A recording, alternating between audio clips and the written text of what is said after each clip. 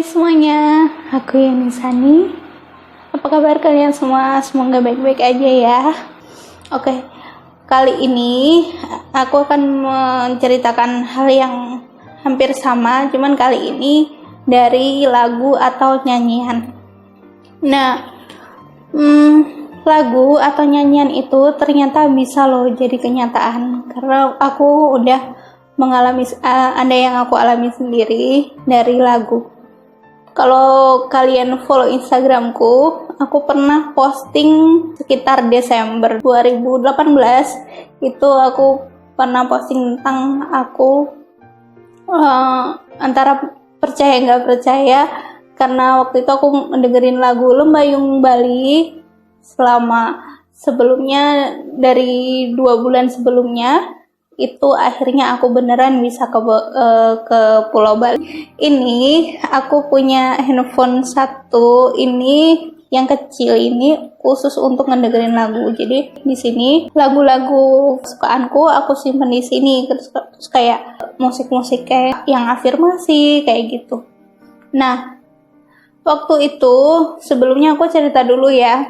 Nah, jadi setelah aku jungkir balik yang aku kerja di Jakarta itu kan kurang berhasil ya, jadi aku istilahnya mengundurkan diri, terus ada jungkir balik lainnya juga gitu kan. Hidupku sempat berpindah-pindah waktu itu. Lalu aku WA ke temanku yang di rumah sakit, intinya aku minta tolong supaya dia menceritakan kondisiku. Waktu itu aku masih di tempat orang lah ya, intinya tinggal sama orang. Lalu aku intinya pokoknya dia, kamu aja deh yang WA sendiri ke ibu direktur. Nah lalu kan aku WA ke ibu direktur, aku ceritakan lah ya intinya kondisiku seperti inilah, nggak berhasil pada waktu itu. Lalu Bu direkturnya bilang, kalau untuk kembali saya bisa bantu kamu untuk biayanya, tapi kalau untuk kembali ke rumah sakit harus dibicarakan dulu gitu. Kenapa aku pengen kembali ke rumah sakit? Karena waktu itu memang waktu aku resign itu Bu direkturnya bilang, ya gimana juga aku tuh istilahnya anaknya rumah sakit disebutnya kan gitu, jadi kalau ada apa-apa aku boleh kembali gitu. Tapi ternyata waktu aku WA ke beliau menjawabnya seperti itu. Ya aku bisa maklum sih ya, karena memang waktu itu rumah sakitnya juga udah relokasi, udah manajemennya udah ganti juga gitu, banyak aturan baru yang ya mungkin, apalagi secara pendidikan aku cuma lulusan SMA, sedangkan di rumah sakit yang baru itu harus misalnya minimal D3 atau S1. Nah lalu aku waktu itu pulang dari tempat orang yang aku numpang tinggal itu, jadi aku nggak langsung ke rumah sakit ya, jadi aku numpang tinggal di rumahnya mami. Kalau kalian menyimak videoku tentang kisah gadis rumah sakit, udah pernah aku ceritakan bahwa aku sempat tinggal di rumahnya orang rumah sakit yang aku panggil mami. Jadi aku tinggal istilahnya ikutlah ya di rumah beliau waktu itu selama bulan puasa tahun 2018. Di situ jadi aku tuh nggak tahu ya, pernah waktu itu habis sahur, habis sholat subuh aku tidur lagi kan, aku sempet denger sih mami itu ngobrol sama suaminya gitu. Aku antara sadar sama nggak sadar kok kayak membahas aku, cuman aku tuh nggak ngeh apa. Ternyata beberapa hari kemudian ada orang rumah sakit yang datang, beliau bagian humas. Ya setelah aku ingat-ingat lagi, ternyata pembicaraannya mami itu membahas itu. Jadi mami mungkin karena nggak kuat gitu ya menyampaikan, jadi akhirnya yang menyampaikan itu bagian humas. Jadi yang disampaikan itu kalau untuk aku kembali ke rumah sakit itu nggak bisa. Jadi apalagi karena melihat rumah sakitnya kan sekarang gede, terus ya secara pendidikan aku juga udah nggak mungkin ya bisa kerja di situ lagi.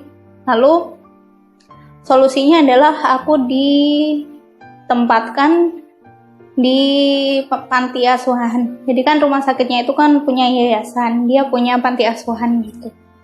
Di situ statusku sebagai pengasuh.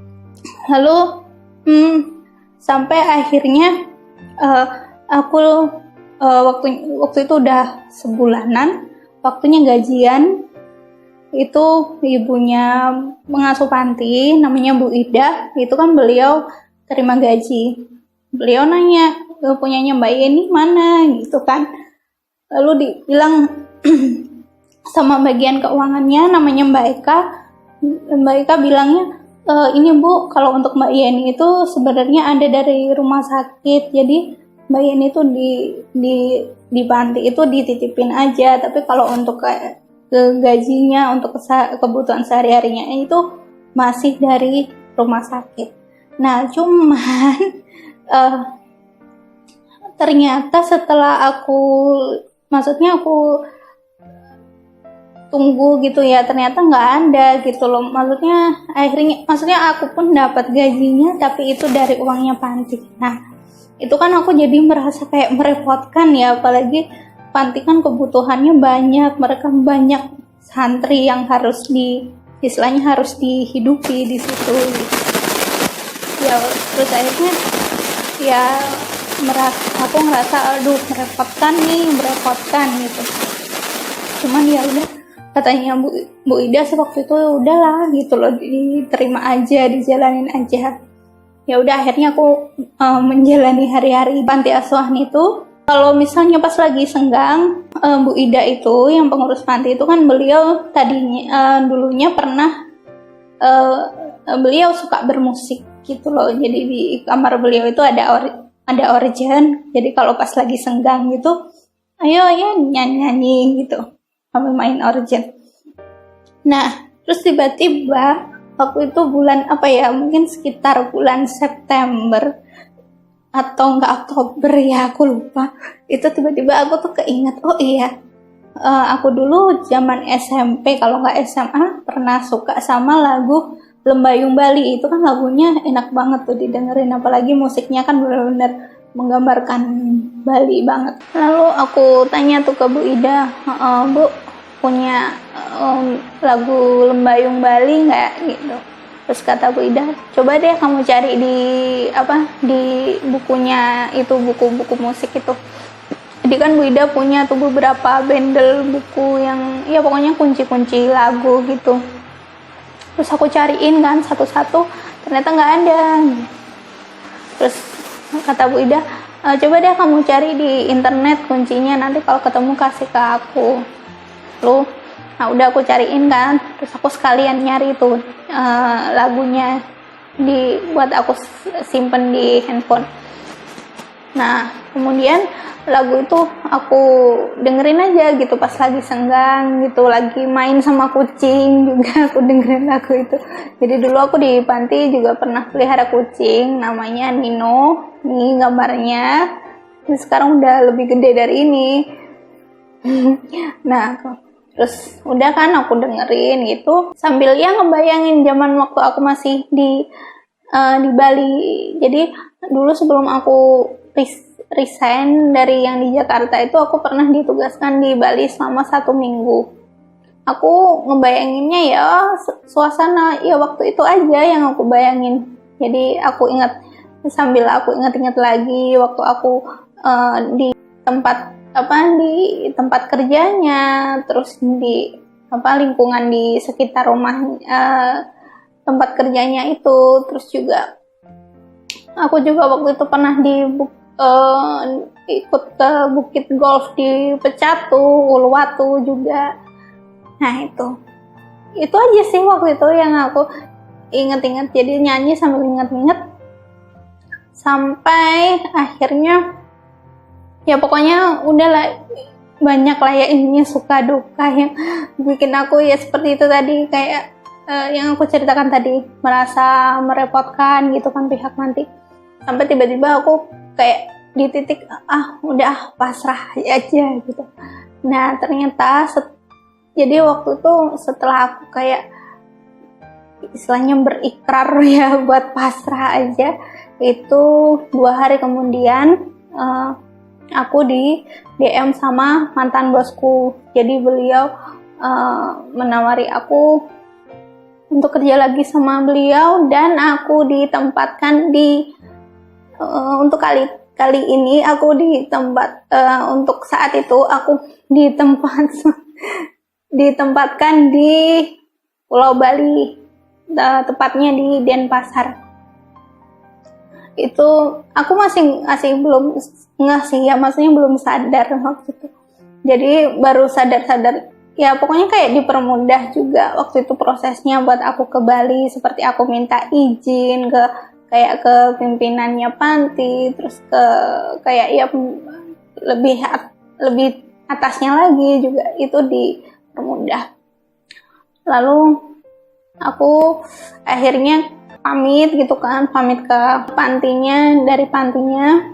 Terus waktu perjalanan ke bandara itu aku baru oh iya, ternyata aku dulu pernah dengerin lagu Lembayung Bali loh gitu loh.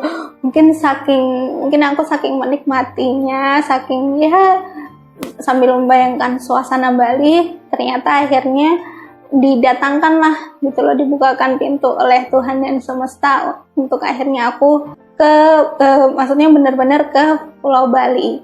Nah waktu itu jadi kayak masih antara percaya nggak percaya, sama sebenarnya kayak waktu aku nulis itu, kayak yang nulis novel itu. Jadi waktu itu aku ngebayanginnya ya cuman aku ingat-ingat aja pengalaman ya, misalnya di keretanya seperti apa, gambaran keretanya juga maksudnya seperti apa di dalamnya. Jadi ternyata mungkin saking seringnya kayak aku edit gitu kan novelnya, waktu itu kan sering aku baca juga, jadinya nggak lama itu akhirnya ditangkap oleh semesta. Aku naik kereta api Gajayana gitu secara gratis sampai 3 kali.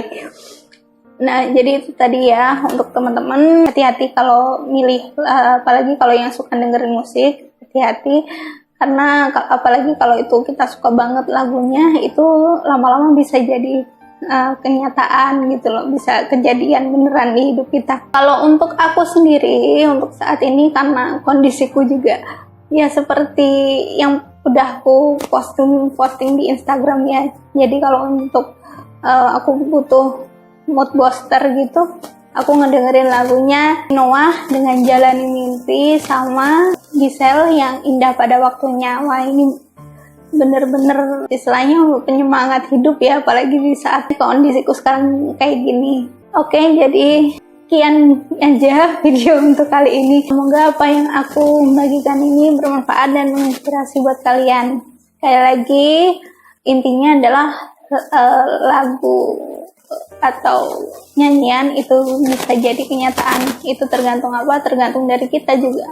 Kalau aku sih, yang aku ingat-ingat, pokoknya karena mungkin akhirnya terjadi ya waktu itu ya aku ngedengerin aja, nggak menduga apa-apa ya, tahu-tahu dibukain gitu loh jalannya untuk beneran kejadian. Oke, buat kalian yang suka sama video ini, jangan lupa di like, komen, dan juga subscribe, dan tombol notifikasinya jangan lupa dinyalakan ya, supaya nggak ketinggalan video selanjutnya dari aku. Tetap tenang dan semoga tetap sehat semuanya. Sampai jumpa.